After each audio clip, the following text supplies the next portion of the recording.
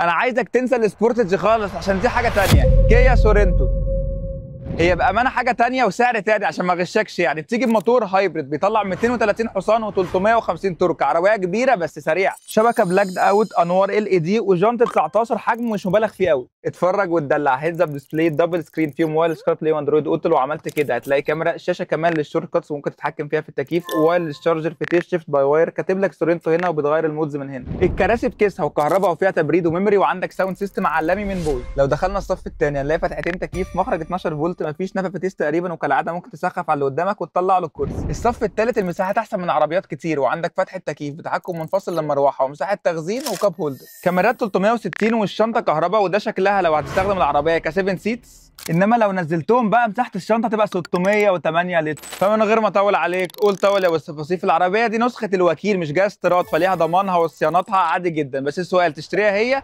ولا الكودياك؟ وطبعا هتشتريها من الليسي، وتقدر تزورهم اي فرع، القطاميه، زايد، العجوزه او النزهه.